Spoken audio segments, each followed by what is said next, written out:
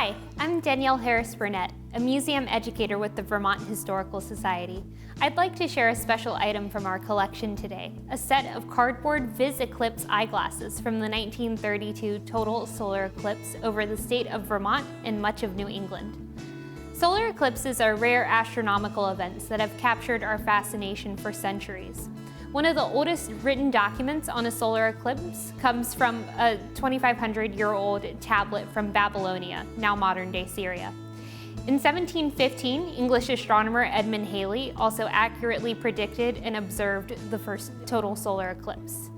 As our understanding of the solar system has changed and developed throughout the course of human history, eclipses remain events surrounded in awe and superstition. Vermont has had its fair share of astronomical observers throughout history. Wilson Snowflake Bentley is best known for his snowflake micrographs, but Bentley also extensively documented astronomical events in Vermont. In 1920, Bentley submitted over 390 records of the aurora borealis sightings to the Monthly Weather Review. The 1932 solar eclipse was visible in parts of Vermont, New Hampshire, Massachusetts, Maine, and Quebec. Leading up to the event, many cities throughout the Northeast planned for a spike in tourism. Companies mass-produced cardboard eclipse viewing glasses such as these. Mac Derick of Derick Studios in Orleans, Vermont made VizEclipse Glasses. The glasses contain a map of the path of the total solar eclipse, a diagram of how a solar eclipse works, and guidelines to protect the viewer's eyes. This set of glasses was found in the archival collection of the Vermont Historical Society. Much like astronomical events today, the total solar eclipse of August 31st, 1932 generated a lot of excitement throughout the Northeast. According to an article in the Burlington Free Press, the city of Quebec turned off street lights to observe the 1932 eclipse.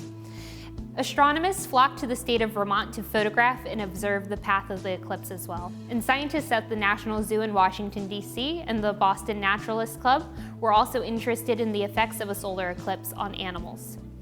Pilots Ralph Stancliffe and Ralph Mooney took off from Missisquoi Airport to document the eclipse from above. And newspapers issued warnings for motorists to use their headlights during the eclipse. However, months of planning and public excitement around the eclipse hinged on one condition: a sunny day. Reports after the 1932 eclipse show varying degrees of visibility. Cloudy weather affected viewing areas throughout Vermont and surrounding states. And an article in the St. Albans Daily Messenger the day after the eclipse reported that local residents who stayed home turned out to have the best view of the eclipse. The total solar eclipse of 1932 reflects our changing social and scientific understanding of the time. Only 2 years earlier, astronomer Clyde Tombaugh breached new limits to the solar system with the discovery of Pluto.